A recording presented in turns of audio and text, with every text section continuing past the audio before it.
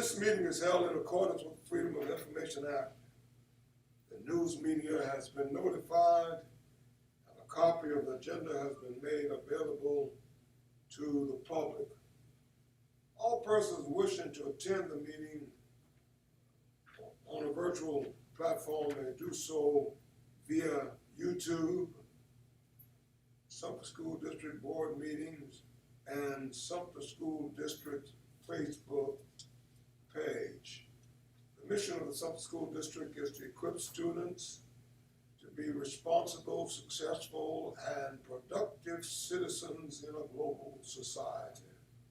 Our vision is Sumter School District develops and cultivates competitive students who embrace diversity, act responsibly, and contribute positively to society. We'll pause now for meditative thought to be followed by the Pledge of Allegiance.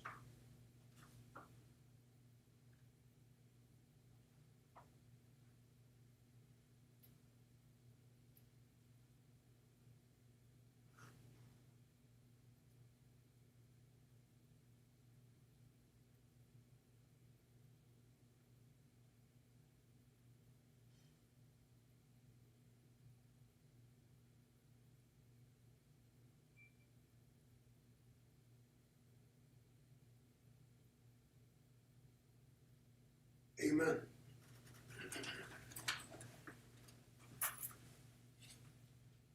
Pledge allegiance to the flag of the United States of America and to the republic for which it stands, one nation, under God, indivisible, with liberty and justice for all.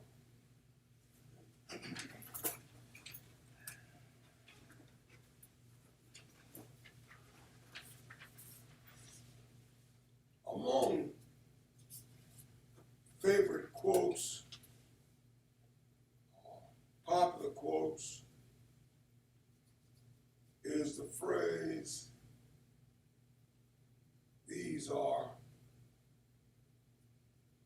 difficult times." Tonight, as we meet as a school board, we can all agree that these times are not only difficult, but trying.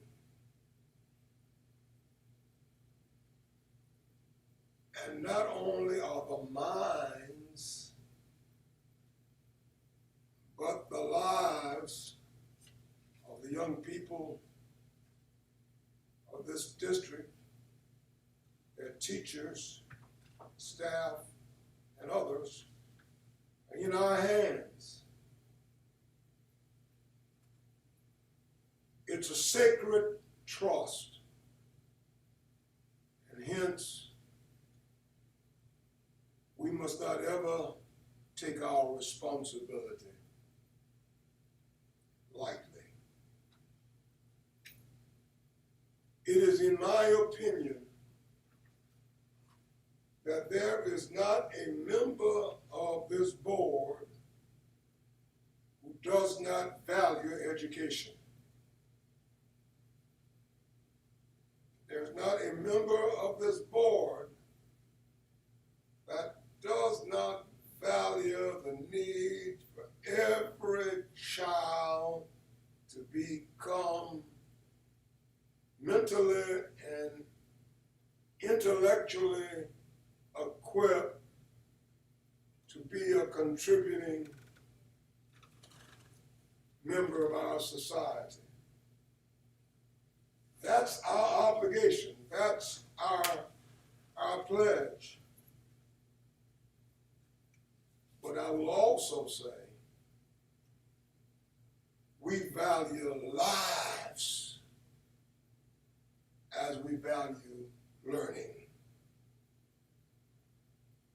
And the steps we have taken and the steps we will take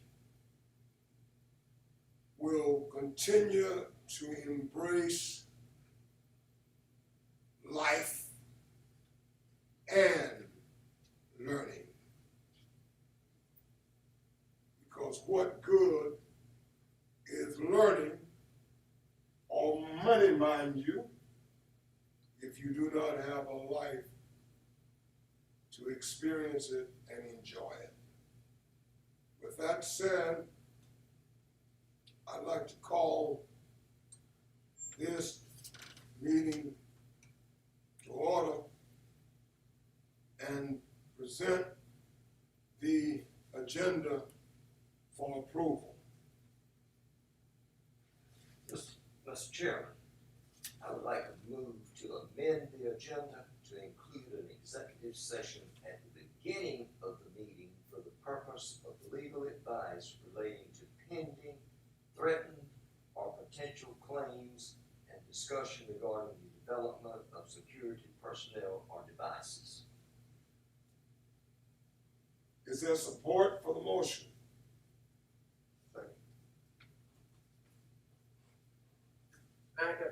The motion was made by Dr. Baker. It has been supported by Reverend McGaney. Is there any discussion from the board? Oh my goodness. Okay, I forgot.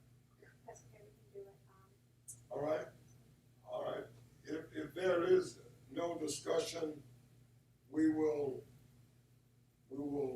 vote on that amendment.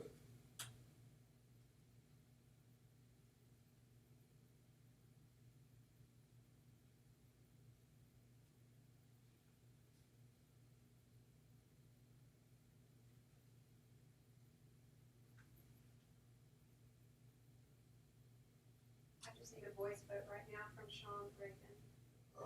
Brother Reagan, could you give us a voice vote? Yes. Thank And you. also Matt McLeod. And Brother McLeod, could you do the same? Yes. Thank you. It's unanimous.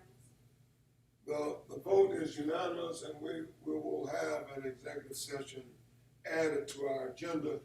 But prior to going forward, let me announce to us all, the board members who are present. On the virtual platform is Brian Austin Carter, Barbara Jackson,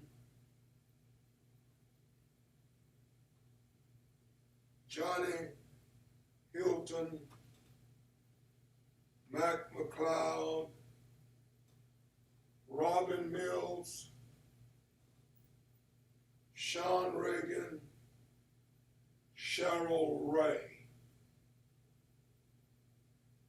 In person, Daniel McGaney, Frank Baker, Ralph Canty.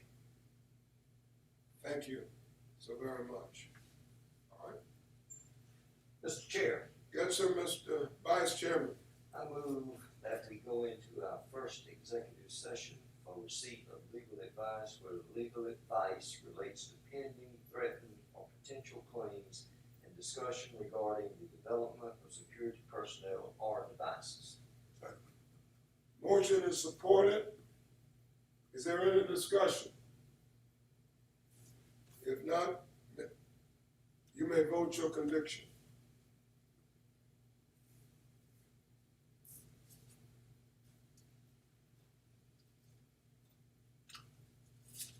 Just need a voice vote from Matt McLeod.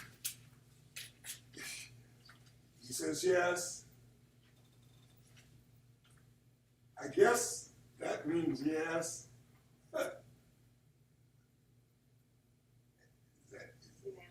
Yes, sir. Okay, we got it. We got you. Thank you very much. The vote is unanimous, and we will enter into executive session at this time. Thank you. So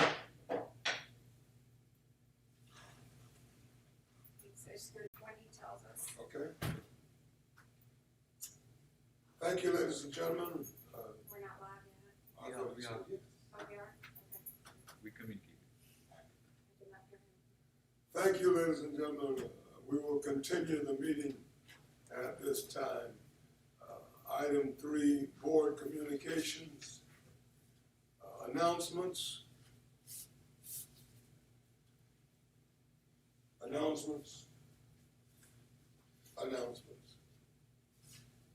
Committee reports. Yes, sir, Mr. Chairman.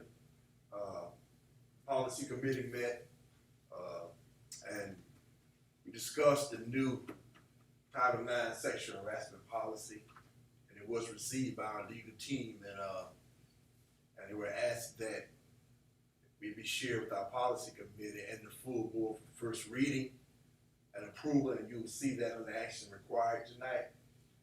This new policy also will be required, is expected to have second reading at our next scheduled meeting. So I ask that any additions and concerns should be addressed to myself and the superintendent. And also the policy committee reviewed 3 administrative rules that are available as information to board members. And they were virtual work, virtual instruction, and virtual meeting to be administered by the superintendent during COVID, and board action will be required on that. That's my report, sir. Thank you, sir. Any other committee reports? Mr. Chairman, the Finance Committee met week before last.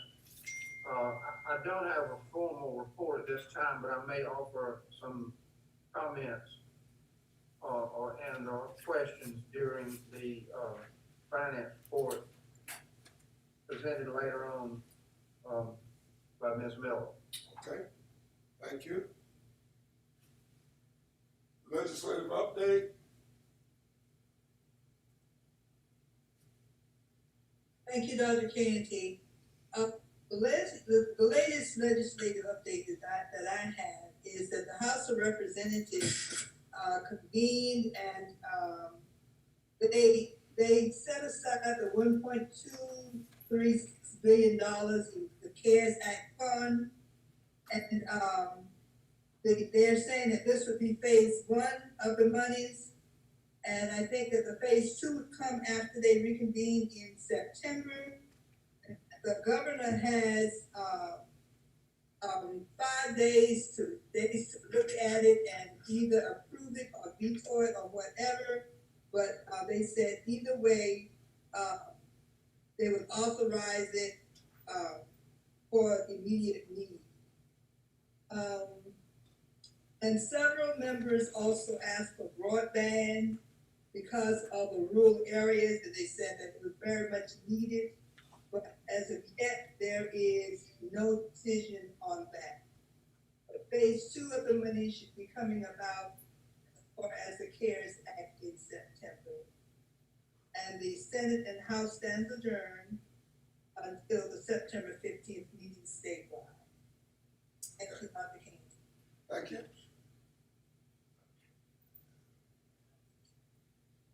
Are there any questions or comments on the reports?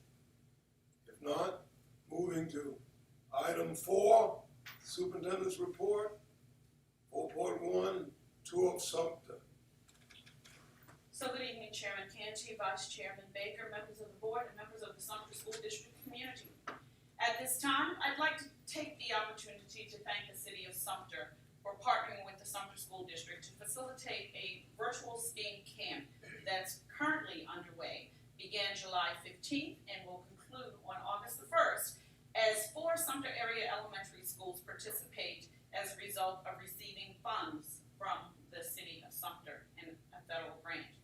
Teachers, community partners, and parents have assisted in linking employability skills training, high-engaged We Do Legos education, STEM kits, and high-interest books to prepare our students for the workforce. Representatives from the City of Sumter will work in concert with teachers to reinforce soft skills such as adaptability, flexibility, leadership, and problem solving in a virtual classroom setting. Teachers will engage in guiding the instruction of employability skills and the free We Do 2.0 curriculum at at least 1 hour per day during the 3-week camp. The students will be challenged to use the newly taught skills in a real-life STEM scenario, such as an unprecedented flood in the Sumter community. Additional learning opportunities will continue as we engage in our ARC, or our ARC, which stands for Academic Recovery Camp. Sumter School District is providing another opportunity to enhance learning opportunities for 160 students through a virtual academic recovery camp for rising 1st through 4th grade students who need additional support in English language arts and or mathematics. The virtual camp is taking place July 13th through August the 6th from 9 a.m. to 12 p.m. Monday through Thursday. Teachers are conducting live interactive lessons through the use of Google Classroom. Classes have been kept small to provide personalized support for our students. At this time, I'd also like to present information in concert with Dr. Hafner and Dr. John Kunis in terms of moving forward as it relates to reopening our schools. While we get the PowerPoint prepared for you, I'd just like to take the opportunity to say that about 20 days ago, we conducted a survey that included communicating with our stakeholders through email, EduLink, our website, and various social media platforms, as well as the media. As a result of our survey, we received 3,047 parent surveys, 1,317 employee surveys, 1,842 student surveys, and 375 surveys from the community. It was most important that we conducted the survey to engage our community in the manner in which we can continue to move forward while maintaining a safe learning environment for our students, while also trying to move forward to instruction and education almost the way in which we used to be.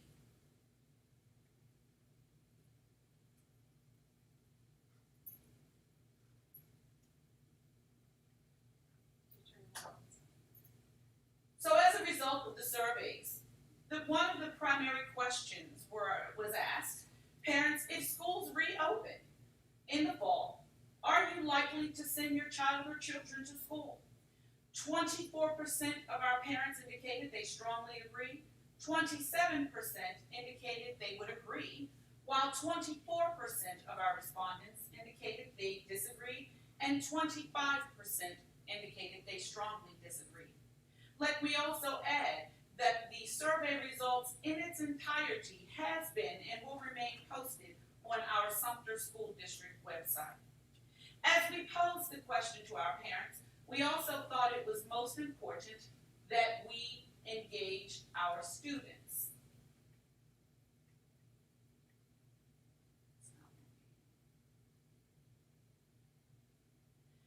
Our students were asked the same question. If schools reopened in the fall, would you most likely return to school? 41% of our students strongly agreed, 31% strongly agreed, while 13% disagreed, and 14% strongly disagreed. Asking a similar question to our employees, 79% of our employees indicated they would intend to return, while 1% said no. 11% of our staff said that they were uncertain, while 9% indicated they would prefer to work from home. Our community responses: if schools or school resumes in the fall, 12% were comfortable with minimal or no concerns, 26% were comfortable with concerns, while 9% were somewhat comfortable, and 63% indicated they were not comfortable at all. At this time, we currently have a group of individuals who are working collectively to identify what school's going to look like for our students when we return.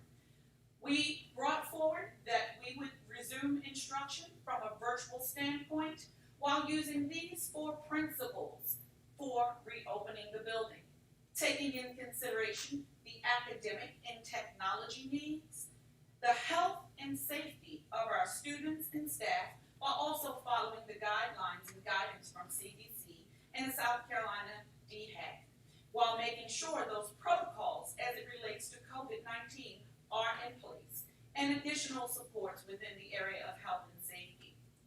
There's also the importance of making sure there's communication, hence the conducting of our survey and the posting of that information, and continuing to move forward while keeping all stakeholders involved. Most recently, we've had our focus groups break into subgroups with an emphasis in each one of the areas. These focus groups are actually comprised of parents, our teachers, staff, and school-based administrators and district administration. And the final is the operations, while making sure we have appropriate protocols in place to ensure cleaning protocols with the restrooms and the school building, the utilization of drinking fountains, and building traffic, as well as building use and moving forward. Again, there are several groups that are working in each of these areas to ensure that we have the voice of all of our stakeholders involved in making this very important decision to continue to move forward. At this time, I would like to ask Dr. Brenda Hafner to talk about the models for reopening and what this will look like for our students and our staff. Dr. Hafner? Yes, ma'am, thank you. Good evening, Chairman Canty and members of the board. Based on the data that we collected from the surveys, we know the following, that a full return with safety precautions right away is just not feasible based on our facility space, the distancing guidelines, and the concerns that were shared with us by our stakeholders. We also recognize that a full remote learning platform for the year is not the most desirable in regards to the social emotional piece and the students' academic progress.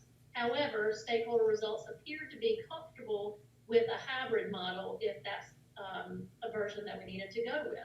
So if we look at the virtual learning platform, all students will begin on the virtual learning platform with the expectation that we will phase in to face-to-face instruction eventually, but right now, we really feel, based on the data, that it's most important to start with the virtual learning. Students will learn online from home, and teachers will deliver instruction live through Google. The teachers, there are going to be, through these subgroups, expectations and recommendations and responsibilities for both our teachers, our administrators, and our learners. Clear student learning and instructional expectations will be communicated. And then with our hybrid model, at the end of each 30-day period, the task force will reconvene and get together and look at the data and the guidelines that are provided by DHEC and the CDC and assess where we are in our community with our rate of risk. And to feel comfortable that we can have our students come into the building and occupy our classrooms safely, we'll begin to phase those students in a period that may begin as an AB schedule with the hope that we can shift to that full attendance as soon as it is completely feasible. Students, please note, students will still have the option to remain fully virtual if that's where their comfort level is. A student commitment form is ready to be deployed to help us assess how many students will want that face-to-face versus virtual once we start phasing in. And Ms. Hanson. Okay, so here is just a graphic that for you to look at. The beginning is that virtual learning, 100% online, and as I mentioned, assess it every 30 days to transition to the hybrid learning. And within that graphic, it reiterates those things that I just mentioned, trying to work towards full attendance. So what we envision is a phase-in with cohort 1, and we would start with our pre-kindergarten, kindergarten, first grade, sixth grade, that's the youngest at the middle level, and ninth grade is the youngest at the high school level, and our special needs students. Then, as with another reassessment, we would phase in cohort 2, which would consist of our grades 2, 3, 7, and 10, and then week 3 or phase 3 with our third cohort, grades 4, 5, 8, 11, and 12. And of course, with many of our seniors, if it is a allowable that they simply have one or two courses that are needed prior to graduation, they could complete perfectly virtually, and they would be fine unless they chose to come in. We can move forward.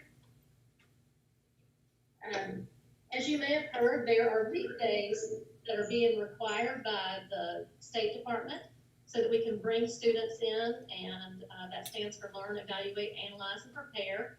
And they are mandating that time is spent with our students. They've approved funding reimbursement for 5 additional days that would start before our 2021 school year.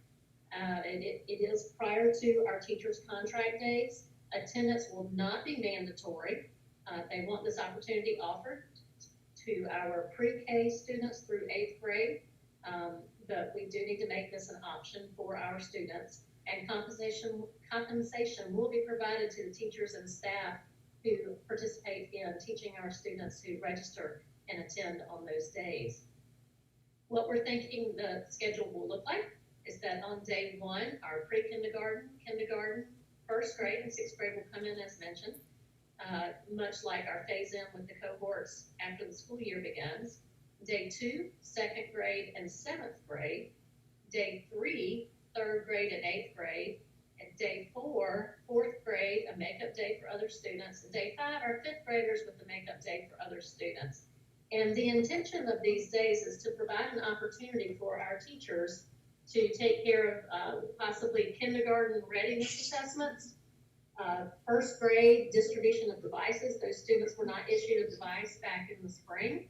They were using paper copies, so we want to make sure that they have the devices and the appropriate training that for themselves and their parents to help them understand how to best use the devices and the Google Classroom platform. We will use the opportunity of the LEAP days to revisit prior content and skills that they might have been working on at the close of the school year, give them an opportunity to just get reacclimated, diagnostic activities, both for gap assessments with their academics, but also for their social emotional piece. We really want to try to get a gauge of where our students are socially and emotionally so that we can best prescribe some assistance and levels of support for them moving into the school year. And then a review, that would be an opportunity to also review IEPs and just kind of establish routines and procedures related to COVID as far as the safety precautions go and the behaviors that they need to keep in mind if and when they are engaging near one another in their classrooms. Because like we said, it is mandated that those days are face-to-face. So the commitment form that I mentioned that we're prepared to launch tomorrow even, but we want to communicate all of this with our stakeholders and families and make sure they understand that there is a commitment form that is for when the regular school year starts, and then there will be a link to the registration for the LEAP days. We also know that we had students that we had no contact with once the remote learning began in the spring, and we really want to target those kids and make sure that while we recognize we could not get to them in the spring, lots of schools were really good about making home visits and trying to find those students. The State Department is going to step in and help us find the students that were missing in action there at the end of the year. We are looking for some assistance from DSS as well, but for the purpose of the LEAP days, we're going to revisit all of our contact information that we have for those students and really target the students that were unaccounted for in those days and make sure that we get them in for some academic assistance during the LEAP days and some extra support, because we know that their gap is going to be greater than the gap of our students who were in tune and engaged every single day.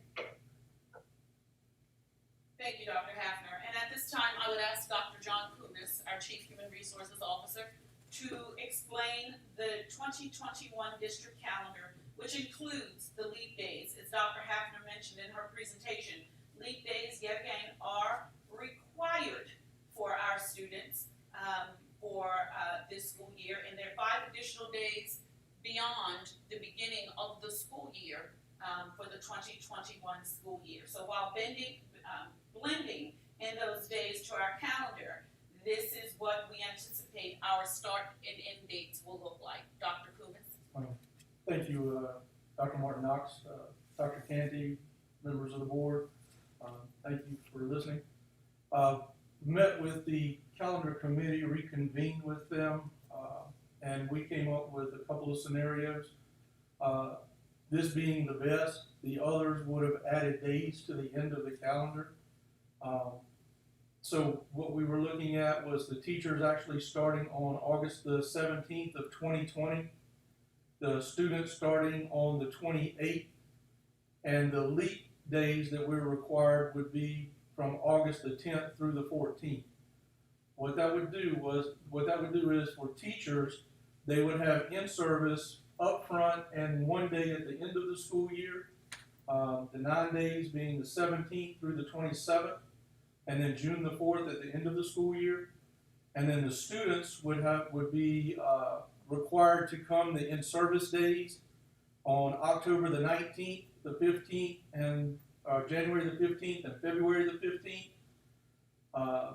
3 days during November the 23rd, during the holiday, the Thanksgiving holiday break, and that would be the 23rd through the 25th. 2 days during the winter break, which is during the Christmas break from December 21st and the 22nd. And then again on Good Friday, right before the Easter break.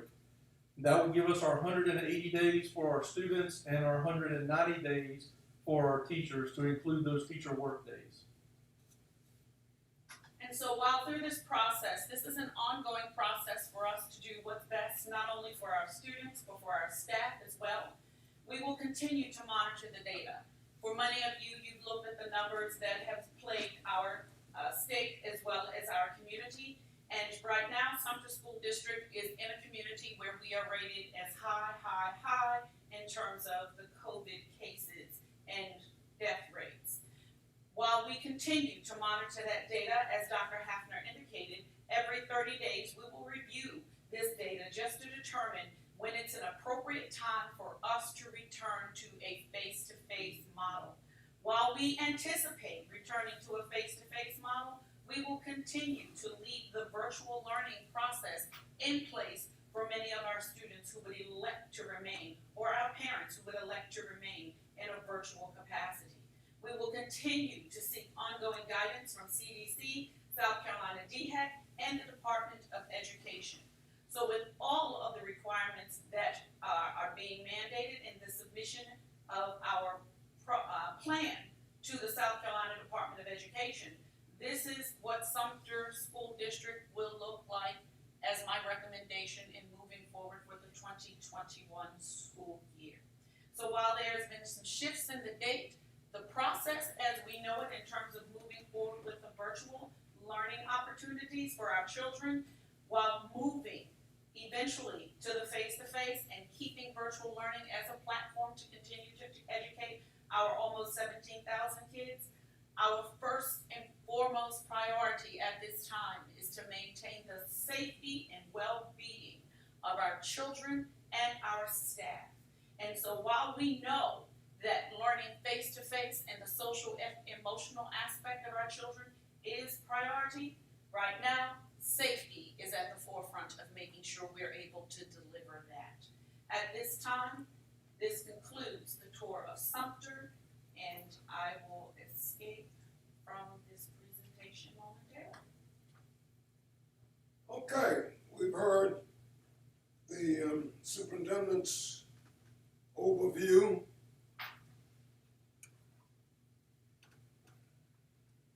Are there any questions, comments, concerns?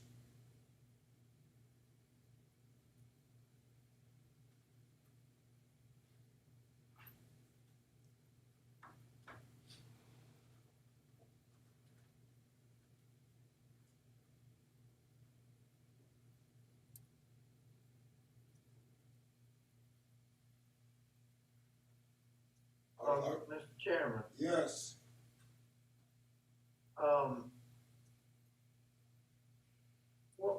What is the situation, this is slightly off subject maybe, and if that is, you can correct me. But where do we stand with athletics as we move to reopen the year.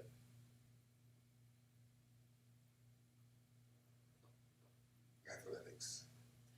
So we just received notification from the South Carolina High School League that effective August the 17th, and it's still up to the discretion of the superintendent, that we can begin the conditioning of our athletes for August 17th.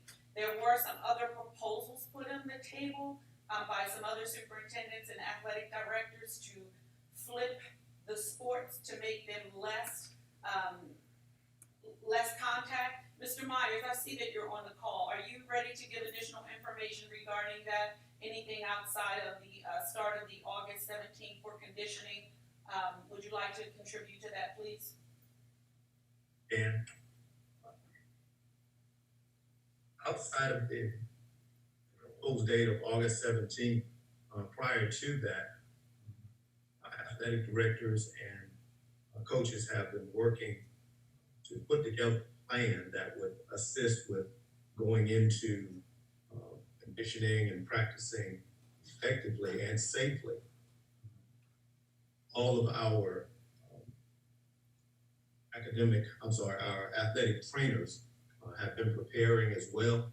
And we're just waiting until we can reach that point, August 17th, until we can meet together. We're going to be meeting very soon so we can sort of iron out what things are going to look like.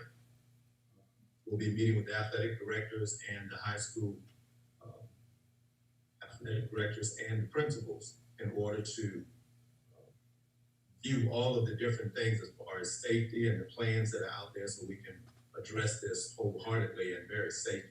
So that's where we are right now. And until we meet, we're going to try to come up with a plan that's going to be safe for everyone. So the high school league has said we can't start fitness training until August? Is that what I heard, or did I misunderstand? No, sir, you understand. I'm sorry, Sam. Go ahead.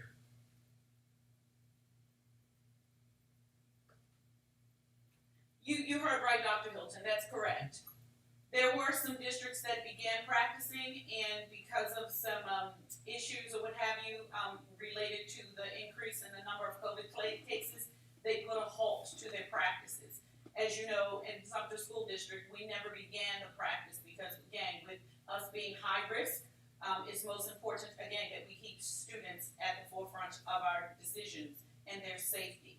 And so the high school league just last week released guidance indicating August the 17th, based on a meeting, would be the day that districts would consider beginning to condition. But it's still up to the discretion of the superintendent and the school district. So to our knowledge, no high school is conducting conditioning at this time? To the best of my knowledge, that would be correct. Again, as I stated, there were some districts that began, but they put a halt to those conditioning practices for various reasons. Thank you very much. Mr. Chairman, if I may ask a question. Sure. With the leap days and there being face-to-face contact between our students and staff, as well as to Dr. Hilton's point about athletics, would there be an opportunity or a requirement for staff to have COVID testing prior to being in the same student, or athletes being tested before they're allowed to begin conditioning? So that's a great question, Mr. Alston, and it's probably a legal one. I don't believe I can mandate testing. While we did have testing here at the district office today for executive staff and principals and families of anyone who wanted to be tested, I don't believe I can mandate that staff or students are COVID tested. And so that has not been something that we've discussed. Okay, and just to follow up, I'm sure, and I saw it in your presentation about following CDC and DHEA guidelines for those leap days. So will staff be wearing masks, or how would that look for that face-to-face contact? Yes, staff will have to wear masks, not just during the leap days, but when we move back to the hybrid. Even though we're going to move to a hybrid, and the goal is for us to return to face-to-face our children. We have to make sure that we maintain those guidance in the work that we do each and every day. Fortunately, South Carolina Department of Education has purchased face masks for each of our teachers, bus drivers. It wasn't including principals or leaders, but teachers and bus drivers and anyone who comes into close contact with our students. And I believe it's been 5 masks per person for us to distribute. And Ms. Miller and Mr. Myers, you can chime in there with those materials and the quantity as you deem appropriate. We have received masks that the State Department indicated that they would supply for students and staff. Those materials have arrived. In addition, we have purchased additional masks and will continue to take a look at the supplies that we need. Those items in particular that they feel will come and have arrived. Thank you. May I ask a question here as well? I heard, I know before you were talking about staff, but I'm understanding this, Myers, you answered my questions. Students are involved with providing masks for them as well. Well, I heard that the staff will be required, but will the students be required to wear masks as well? Because teachers will be protecting the students, but who's going to protect the teachers if the students don't have theirs on? Are they required to wear the mask as well? So thank you, Dr. Jackson, for that. We're expecting our children to wear masks. However, we have children that have health conditions that prevent them from being able to wear masks. So if we have a child that has a breathing disorder or asthma or anything like that, depending on their doctor's orders, they may not wear face masks. But because they have an underlying health condition, when we return back to the hybrid, those students most likely will not return to face-to-face. But the masks will be provided for our students. I also heard that you can't require COVID testing, but will we be doing the temperature check? Because I know as I enter places, you check at least your temperature is checked.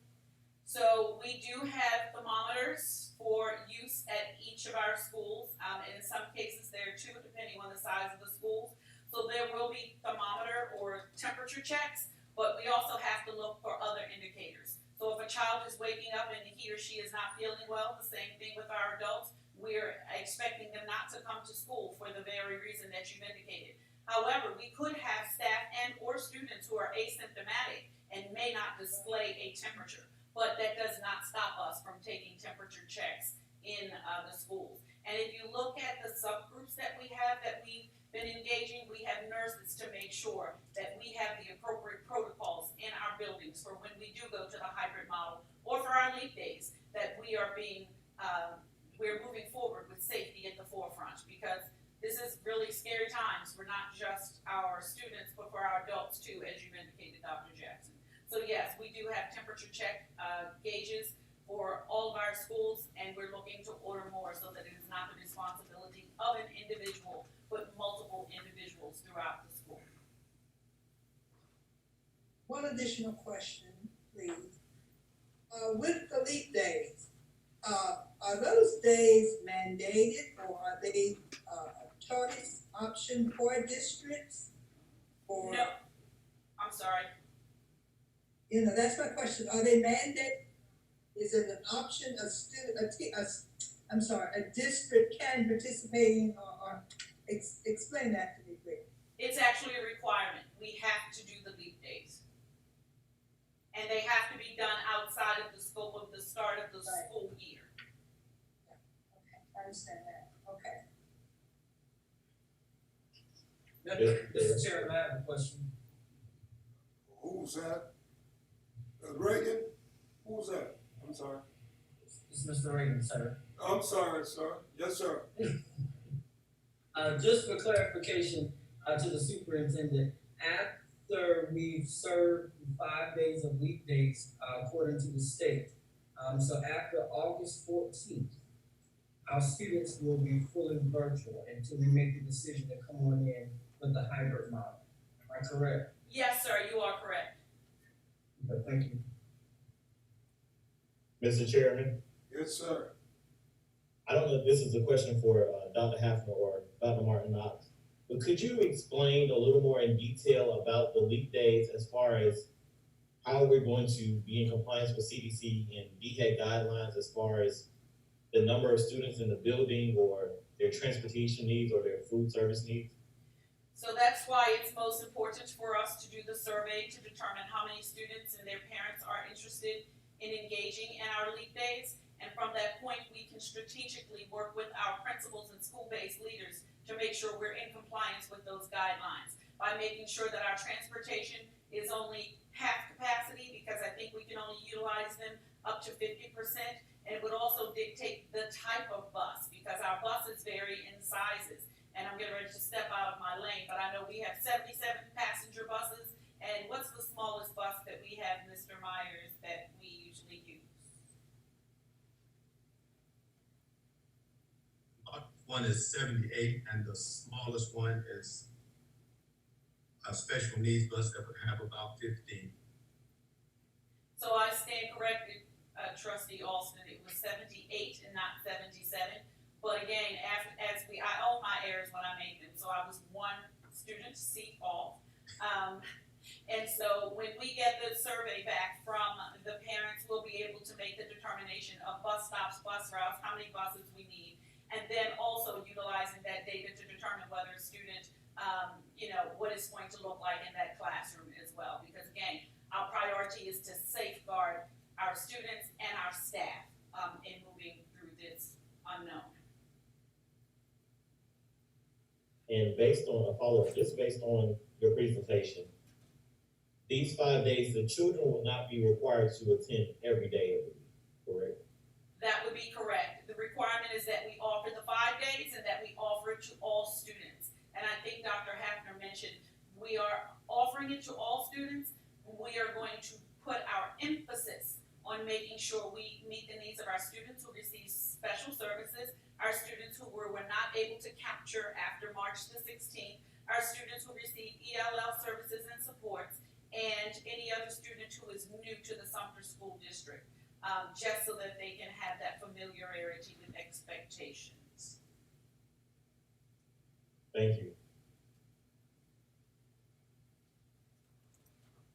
What about parents coming into the building with, what's going to be the requirement about masks?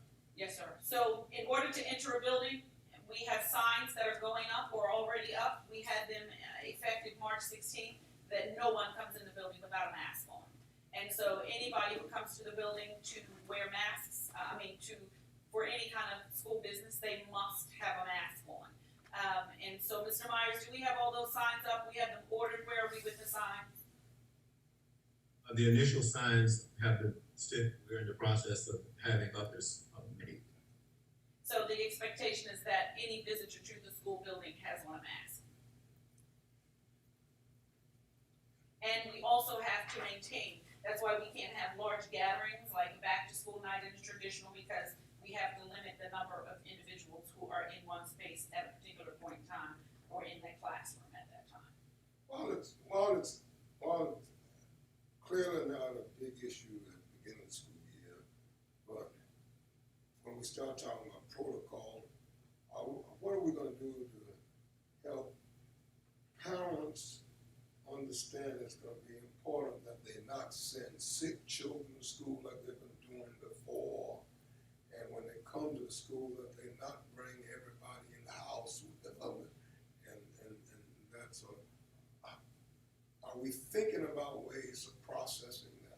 Yes, sir. And we actually have a committee that's working on the protocols, just to make sure they're clearly communicated. And we cannot have large numbers of individuals. If there's a matter that needs to be tended to in the building, we're asking that one person comes to address that matter.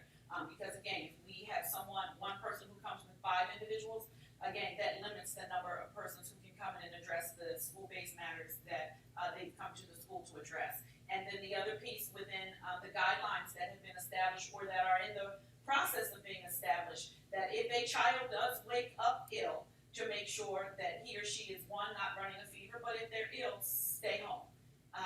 that's the only thing we can say, stay home, and that's consistent with CDC guidelines. If you don't feel well, stay home. We've said it, we'll continue to say it, and it'll also be indicated in our guidelines. And I can't remember which one of you participates or partakes in that safety. Is that you, Mr. Myers, or you, Ms. Galloway, that participates in the safety piece in terms of us noting it? Mr. Myers, is that you? Yes. We are working on some protocol and putting some things together so that parents will be aware. And we've been working on that, and as soon as we get it all together, we'll definitely share that with you. But there are specific protocols and some of the things you just covered. And in addition to, and I was thinking about you, Ms. Galloway, when I said this, on our Sumter School District website, there is a parent portal for the information. So Ms. Galloway, you want to talk about that? Okay, so on our website, we're gonna develop a resource page for all of our reentry or reopening plans for school. That will be subdivided into all the different categories based on the committee work we've done.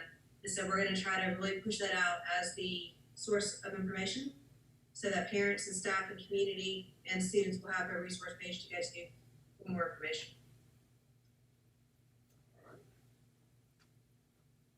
Mr. Chairman, may I ask a question, please? Yes. So for the parents that are dual working or single parents, who count on school opening, for part of their child care plan,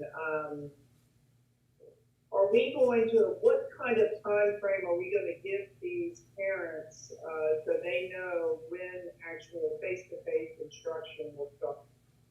Absolutely, that's a good question, Ms. Mills. So what we've said is that we will examine the data every 30 days, and we will at least give a 2-week notice before we begin the phase-in process. And so let's just say we can begin the phase-in process with our pre-K, K1, and 6 and 9, and then there may be a surge in the data. We would have to then go back and make adjustments based on the number of cases and where we stand as a community. But at this time, we do plan to make sure parents have ample notice, because in all fairness, we're partners in this work with them. And we just need to make sure that our parents are aware of when we will begin the phase-in process and keeping them well informed. Hence the need for us to have the Sumter School District website reflect the information.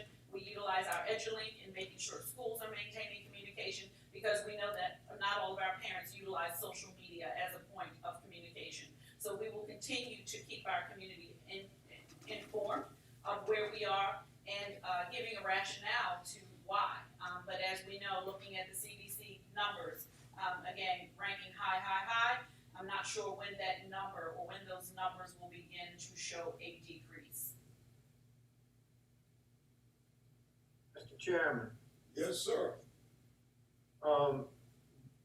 Dr. Martin Knox, so initially, we're talking about a virtual opening and transitioning into a hybrid with both face-to-face and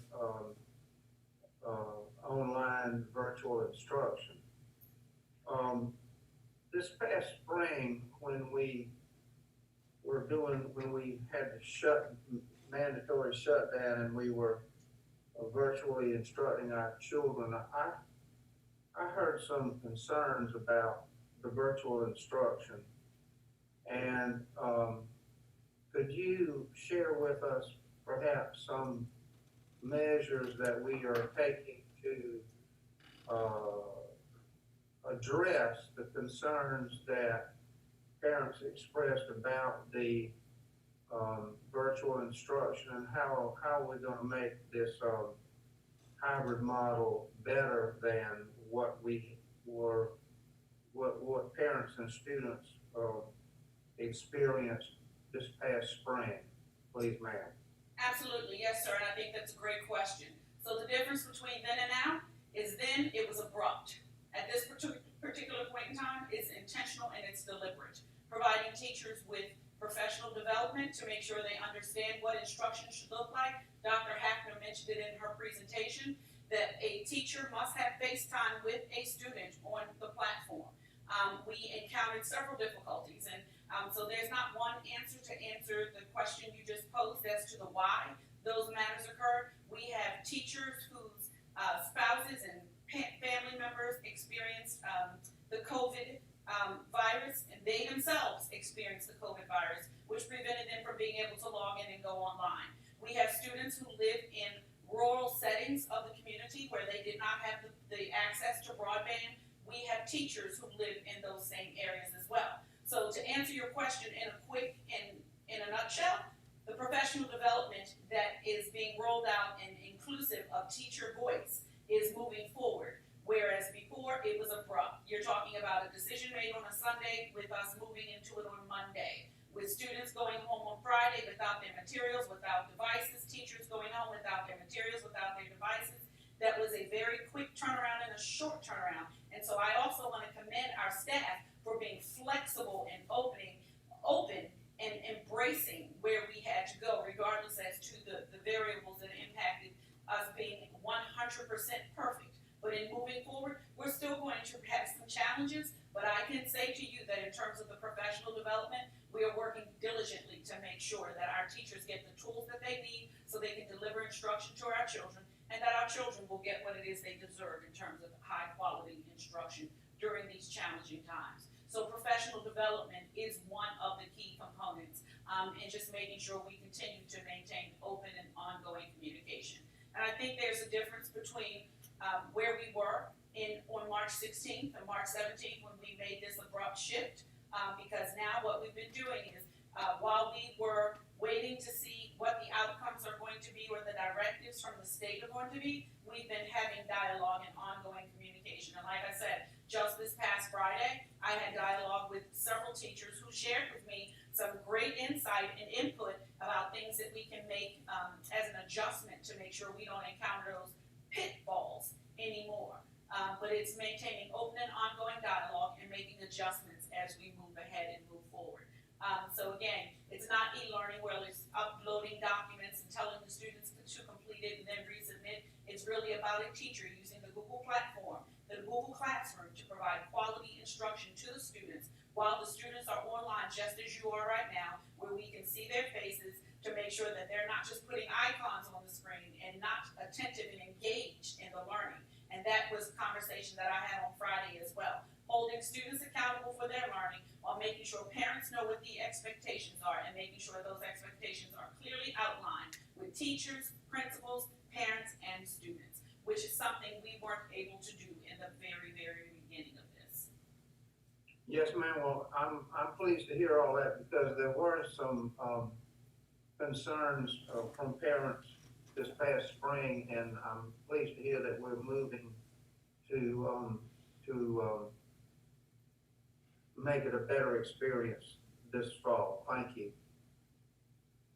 Dr. Canty, Yes, may I ask Dr. Penelope a question? yes, you may. Dr. Martin Knox, my question is, I hear what you just got through saying, but will all teachers be delivering the virtual experience? I know that you said that there will be professional development, but will all of our teachers feel comfortable delivering the virtual learning piece? Or are we collaborating with teachers or teams to assist in that place? So I think both of your responses would be accurate. If I'm a teacher and I'm not comfortable, then I need to embrace those who are going to provide that collaborative approach with me. And it's ironic that you mentioned that because again, on my dialogue Friday, one of the teachers had said, we have some people in our building who just aren't technologically savvy, and we try to support one another. So we can deliver the PD, we can show what the PD should look like. Principals will lead that work, instructional coaches will lead that work, but I can only lead the work if I know that you need it. And so I am encouraging our individuals, be it students, parents, teachers, if you are not familiar with navigating through the technological aspect of it, to make sure that someone knows, because we don't want anybody to fail. Because if a teacher doesn't know how to access the technology and to deliver content to our children fail. And so that is not something we can have. So we will continue to provide support, making sure, again, principals are leading the work and providing that additional support. Instructional coaches will provide that support. But a teacher's best teacher is another teacher. And so, when we're in the schoolhouses and we're making sure that everybody is providing kids with quality quality instruction, that collaboration is so very important. And so, you know, we talk about engaging kids, we as adults sometimes need to be encouraged to engage as well. And I know that moving forward, we will have that. I have all the trust in the world in the educators that serve the children of the Sumter School District to do their very best each and every day. Thank you. Mr. Chairman, if I may. Yes, sir. Going back to something that Dr. Jackson touched on, will our teachers, this is a two-part question, will our teachers be delivering instruction via their home, or will they be in the classroom delivering instruction? So it's a great question, and again, one that we had discourse about this past Friday. The expectation is if it looks like a classroom, it's a classroom. So the best way to deliver it is in it. And so while I expect teachers to deliver the instruction in the classroom in a virtual capacity, there are going to be some teachers who will not be able to do that because they have underlying health conditions or for various reasons. So we actually have a plan in place where students will be on the platform, and if we have another teacher who can teach that class, or if we can put an adult in that classroom while the teacher still delivers content from his or her home, we're willing to be flexible and to understand that the needs would vary, not just amongst our students, but amongst our teachers as well. So it could go both ways, Mr. Olson. Okay. And just to follow up on that, I know during the spring we had buses that were in various areas of the county to provide Wi-Fi or hotspot services to our students that do not have that access at home. And even in some of our remote areas of the county, the signal didn't work on the buses. What are we doing to address that? Have we touched bases with our churches and our business leaders to make that available to students so that they're able to at least download and upload work in those settings? Will the buses still be made available as well? So I want to thank you for that question, and I want to also thank our community for just being open. And so, yes, to answer your question, we reached out to our communities and our business partners just to see if our communities and our parents can use their Wi-Fi to upload and download information. And Mr. Jonas, who's here, is going to provide a portal for individuals to be able to recognize how that he's nodding his head. You can't see him on camera, but he's going to provide a portal so that we all understand the manner in which that can be done. Because again, our objective is to make sure we capture all of our children. And I'm glad you mentioned the part about the buses being sent out into the community for Wi-Fi in some of our areas. And it goes back to the piece that Dr. Jackson just mentioned about the legislative updates, that there is a broadband issue across South Carolina.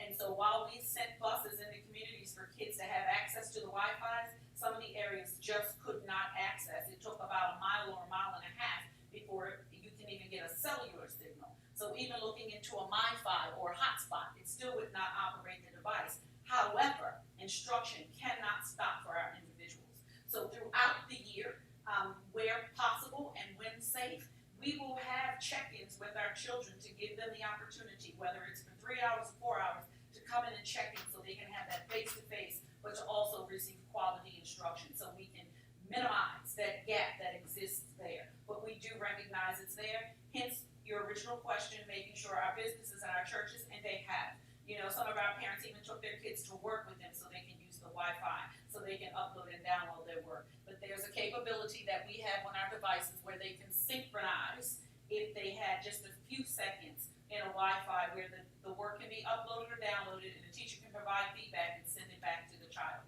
That was why it was so important back in the spring where teachers had specific hours where they were documenting where they were when they were online, so that a child knew at that particular point in time, I can upload my work to receive feedback and to continue to move forward. But again, you know, it's not perfect, but we're working diligently to make sure we get to that space where we reach all of our children. But that's not just a Sumter School District issue, that is a community issue, that is a South Carolina issue, that is a nationwide issue. And I will say that COVID has revealed many inequities that exist for our children. So, you know, we have those conversations, and I just saw Ms. Davis nod her head. We definitely have those conversations because in most cases, those kids who live in the rural settings, and it's just hard because many of them receive special education services, and we have to provide them, not because the law dictates it, but because they deserve it. So we're just working diligently each and every day trying to minimize the gap and to provide our students with all the access that they deserve.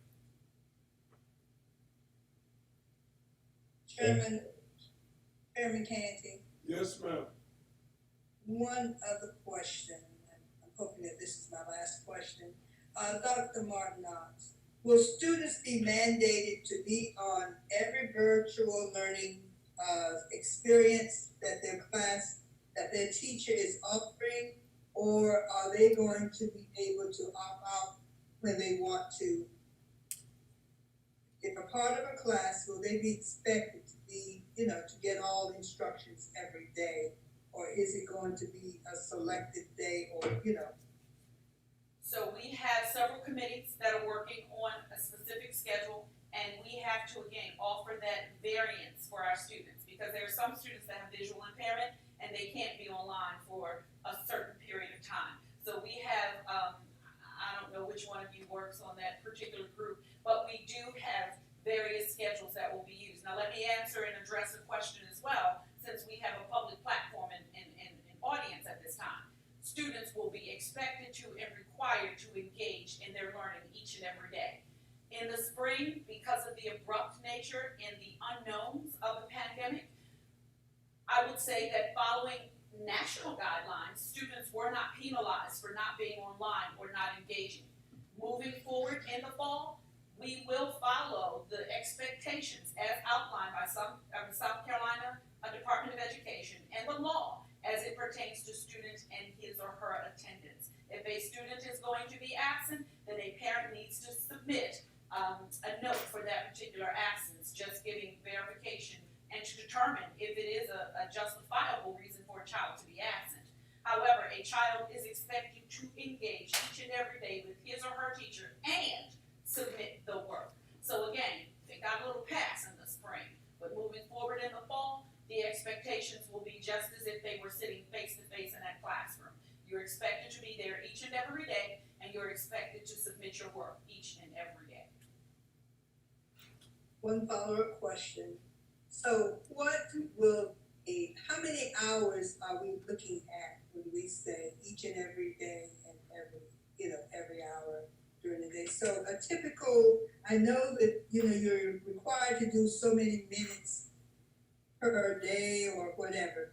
So what would that really look like? Let's just say if I have an 8th grader, how many hours of virtual learning time am I to expect my child to be involved in the actual learning process? So Dr. Jackson, that plan is still being unveiled. While we have all the focus groups and the subgroups for the reentry, we had 2 groups that were working on schedules. And both ideas that came to the table. Ms. Galloway, are you on here? I don't see you. While 2 of them, they had 2 schedules. Both of them are very good. We are looking at those schedules to determine which schedules are the better schedules for our students. And it may vary from level to level, elementary, middle, and to high school. And I know there was some other conversation that took place today on another Zoom conference with one of our groups in terms of e-learning and what that's going to look like. But Ms. Galloway, you want to talk about some of the scheduling options that came to the table where we had to cross-reference the 2 of them? Yeah, so they are going to vary at the elementary level, and the middle level, and the high school level. They had great input today from parents and also the principals and other folks who are collaborating on this committee. So once they're coming back to the table with that, and once the plan is finalized, we'll be able to communicate it. But it is a very user-friendly format of how they're outlining instruction. Each segment isn't necessarily overwhelming and too long, but it will be clearly outlined as far as subject matter and the different information that will be addressed. But Dr. McLeod might be able to offer some additional information as well.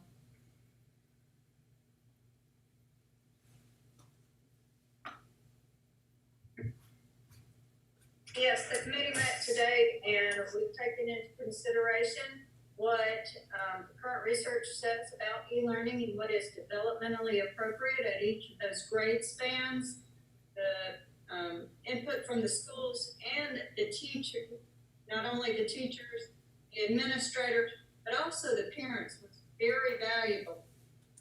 We may have, without the parent voice being involved, we may have gone off in a very different direction because at times as educators, our focus is so streamlined, but those parents are very articulate and concerned about other parents in our community and being able to support their students while they are e-learning. So it will look different and be very prescriptive to help the teachers and the parents from the K-2 primary grades versus the 3 through 5 versus the 6 through 8 and the 9 through 12. And we've also taken into consideration with that schedule that a lot of high school students may be the ones that are home taking care of their younger siblings. So staggering the schedules was also an important consideration, and providing that support time where if parents are struggling helping their students, they can reach out to the teachers, or if students are struggling and see their own struggles, as well as all of our interventionists, our exceptional needs students, and those types of things, getting intervention and or enrichment based on what the students' needs are.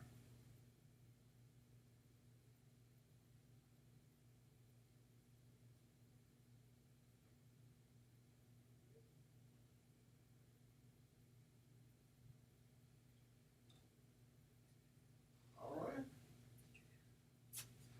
Are there any other questions? Thank you, Madam Superintendent. Okay.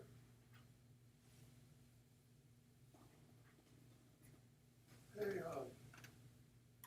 item 5, finance report, Ms. Miller. Yes, good evening, Chairman Canty, board members, and Superintendent Dr. Martin Knox. We're going to talk about the general fund statement of revenue and expenditures for May 31st, 2020. We'll talk about capital projects update as of May 31st, 2020, and then we'll wrap things up with the discussion on the bond resolutions.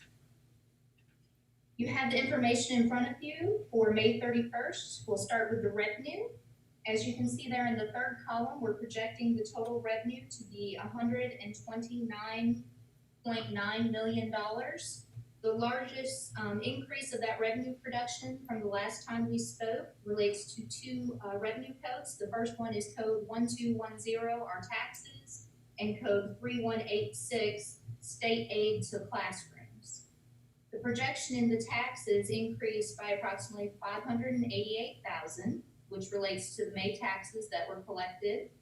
And then from an analysis of taxes, it does appear that there was a large deferred tax that was collected in the fall of 2019. So that was actually revenue that we had built into the budget for fiscal year 19, but we collected it in fiscal year 20. So that's part of the explanation of the variance of our budget for our tax revenue. And I will continue to analyze that as we close out the year.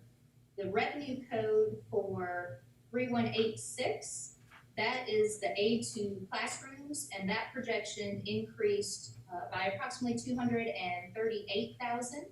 This revenue is collected based on the professional certified staff listing, and that amount was adjusted by the State Department based on the 135th day of school. Now, please keep in mind that we are still working on closing out the year. I still need to post the year-end adjustments to the balance sheet, which will impact our revenue and our expenditures. I would anticipate that we will probably have a larger allowance for doubtful accounts for taxes based on the economic conditions, and that would decrease our tax revenue.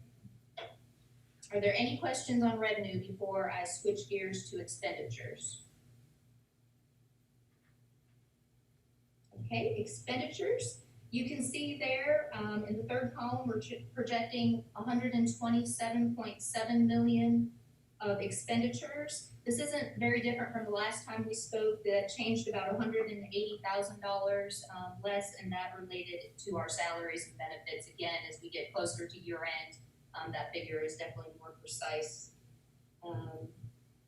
Trying to see, let's see. So with all those changes, you can see the change in the fund balance is projected to be approximately $4.4 million.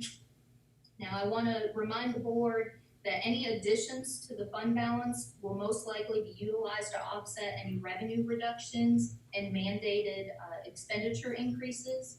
Those were items that were not included in our request to County Council for funding. As we have been able to increase our fund balance by being fiscally responsible, we are positioning the district to be able to handle a financial situation such as a revenue reduction. Are there any questions about our expenditures for the general fund? Mr. Chairman, Yes, sir. Ms. Miller, the expected revenue reduction is anticipated that that's going to happen because of the effects of the slowdown in the economy because of the coronavirus, the impact that the virus is having on businesses and on individuals. It's going to reduce revenue coming to the state. Consequently, that's going to reduce revenue coming to the school district. Is that what you're telling us? Yes, sir, that's what that means. Thank you. You're welcome. All right, we'll switch gears over to capital projects. Again, you have all the capital fund balance information in front of you for the funds, the 500 funds. Fund 519, I'm not gonna go into all of these, but you can see we're very close to having that all spent. We have about $8,700 left on that bond project to spend. And I'll entertain any questions that you may have about any of the capital projects at this time.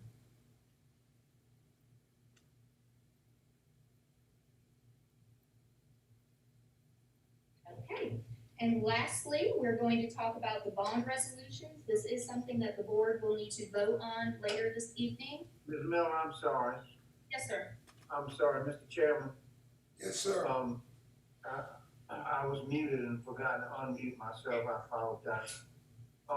We did have some discussion at the Finance Committee meeting about, and possibly in the future, these capital projects reports are very generic in a way. We have to fund the fund number and then some designation, but we had some discussion about how it might be helpful to us on the board and on the Finance Committee if we could get a little more detail in the document itself. And so I just wanted to throw that out, that we had discussed that at the Finance Committee meeting, and perhaps Ms. Miller and Dr. Martinez can take that under advisement and see if we could get a little more detail on this capital projects report, so that we know perhaps what schools that some of these projects are earmarked for. Thank you. Okay, thank you.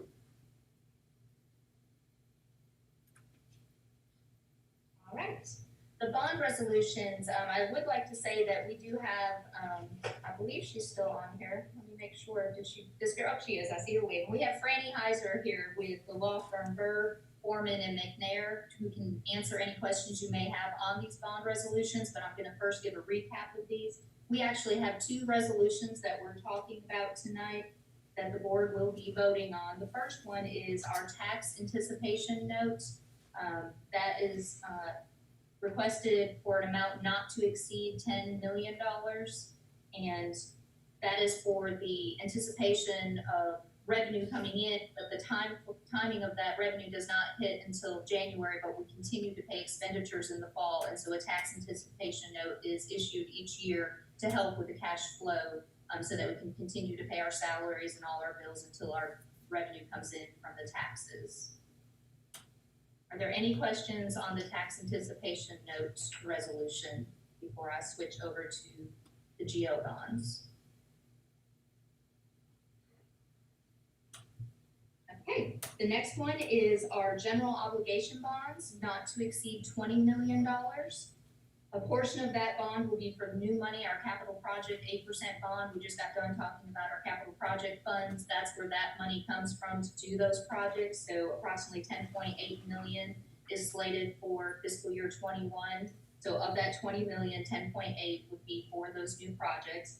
Then you have about 7.3 million, which is designated for our debt service payments, and that leaves a cushion in there of 1.9 million. Again, we do not have to take that entire 10.8 million of new money and then that cushion as well. We just are doing a resolution of not to exceed 20 million so that we have the option if we need to have that amount of money available for capital projects with our deferred maintenance and items that we need to work on here at the district. Are there any questions on the GO bond resolution? Mr. Chairman? Yes, sir, Mr. Chairman. So Ms. Miller, to review what you just said, 10 million of the 20 million is authorizing us to borrow 20 million. 10 million is going towards capital projects. Is that what you said? It is available for capital projects, yes, sir. Right. And then 7 million is for debt, is for the debt service, is that what you said? Yes, sir. And that's for projects that we've already incurred in the past, like building schools or expanding schools or remodeling this, that, and the other, that we're paying back that debt. Yes, sir. Now, so we also had some discussion in the finance committee about the possibility, and I understand that 10 million is going for capital projects, but we also had some discussion about for future bond resolutions.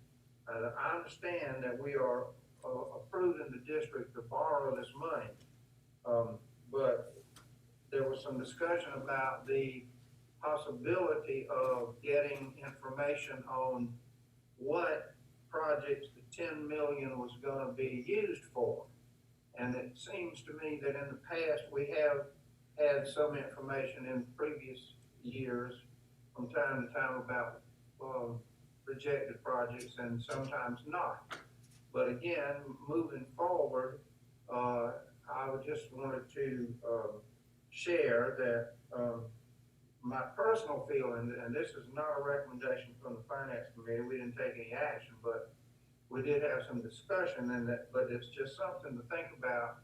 That for future bond resolutions, we might want to request as a body to have additional information as to what these funds are going to be used for. Thank you, sir. Thank you, Ms. Miller. All right, thank you, sir. Are there any other questions? All right, that's what we have for the finance update this evening. Thank you, Ms. Miller. Welcome. Ms. Fran, it's mighty good to see you with us today.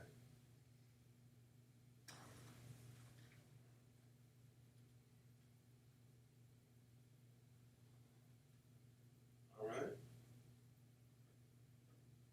Item 6, executive session.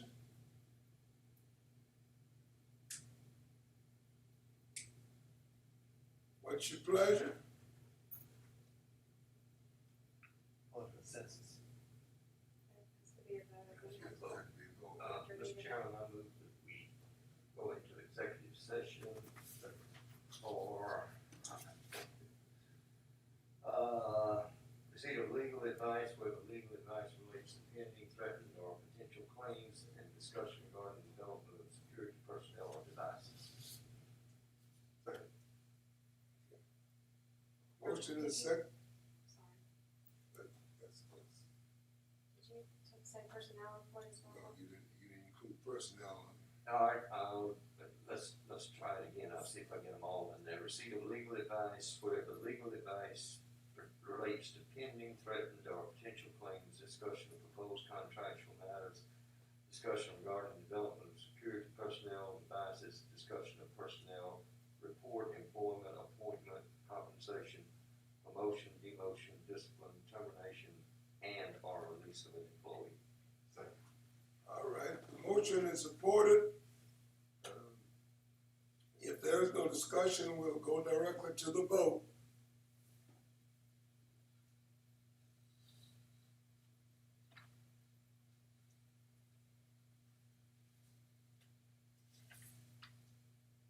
8:42, it's unanimous. 8:42, it's unanimous. Good.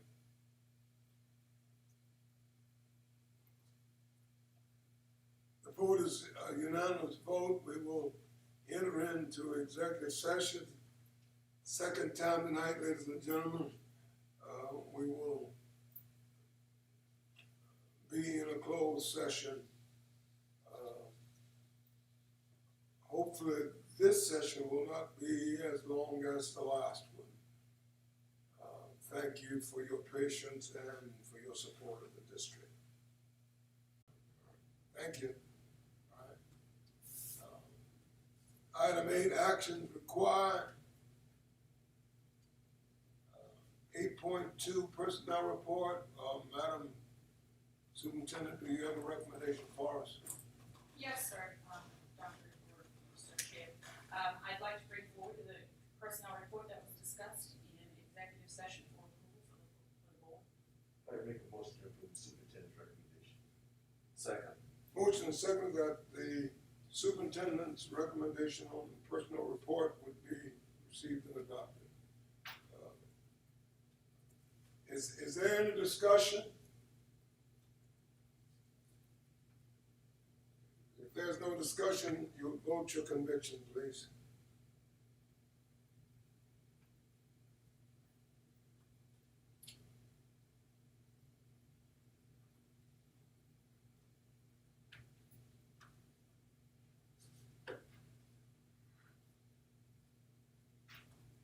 It's a,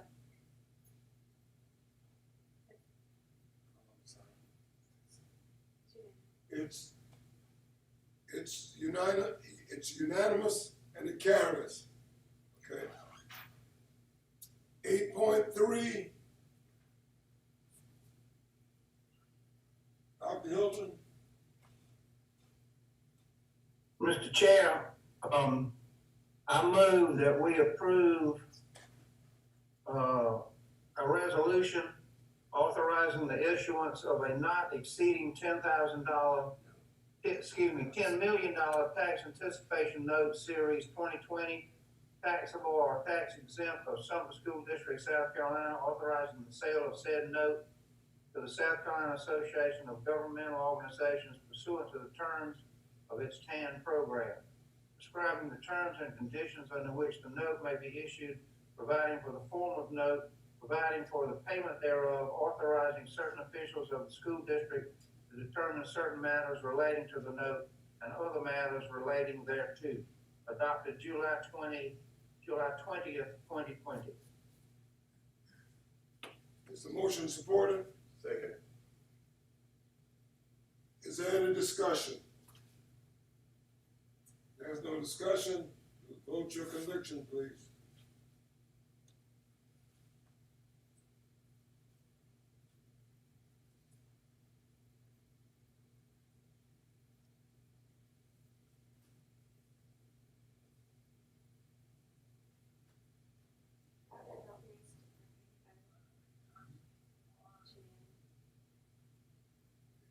It's unanimous. It carries. Thank you. 8.4.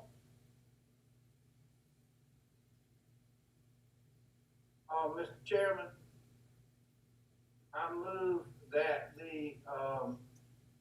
that we approve a resolution authorizing the issuance and sale of not exceeding $20 million general obligation bonds in one or more series in 1 or more years with appropriate series designations of Sumter School District, South Carolina. Authorizing the South Carolina Association of Governmental Organizations to facilitate the sale of the bonds under its general obligation debt program. Prescribing the terms and conditions under which the bonds may be issued. Authorizing the superintendent of the school district to determine certain matters relating to the bonds, providing for the payment of the bonds and the disposition of the proceeds thereof, and other matters relating thereto. Adopted July 20th, 2020. Second.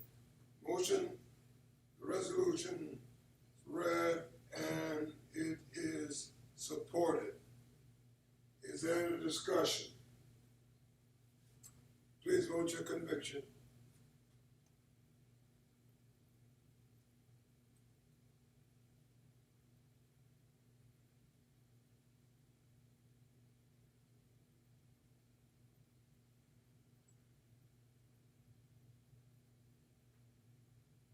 It's unanimous. Carries. Thank you. 8.5, Dr. Baker. Mr. Chair, I move to approve the Title IV authorization item to authorize the superintendent to serve as the representative for the South Carolina Department of Education application for grants which are intended to improve the students' academic achievement by increasing the capacity of states, LEAs, schools, and local communities by 1, providing all students with access to a well-rounded education, 2, improving school conditions for student learning, and 3, improving the use of technology in order to improve the academic achievement and digital literacy of all students. Second. The authorization is supported. Is there any discussion? There is no discussion. Please vote your conviction.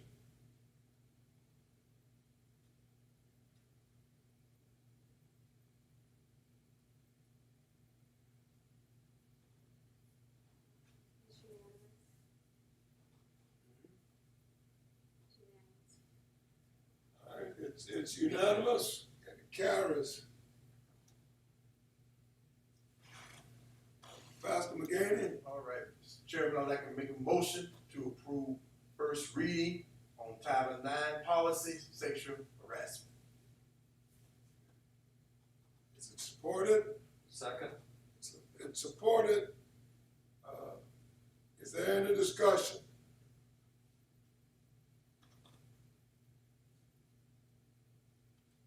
Please vote your conviction.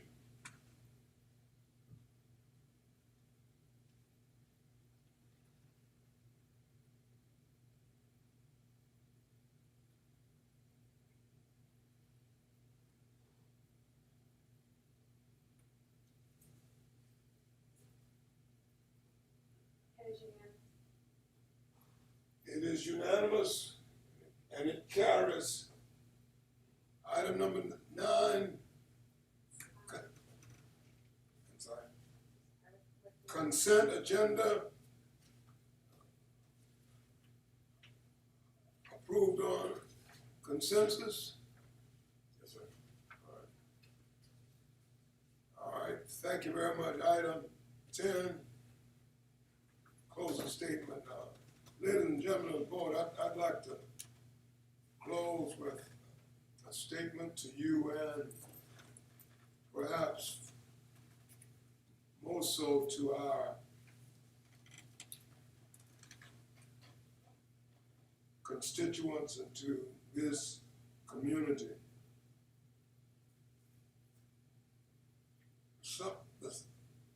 The Sumter School District Board of Trustees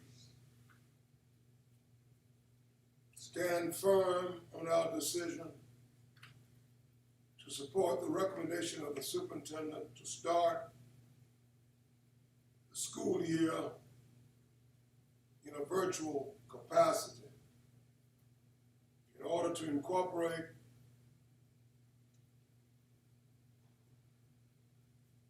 the state mandated leap days prior to the beginning of the school year. Teachers will return August 17th, and we will welcome our students back through virtual instruction August 28th. As the superintendent has stated before, the safety of our students, staff, and community are at the forefront of every decision that is made.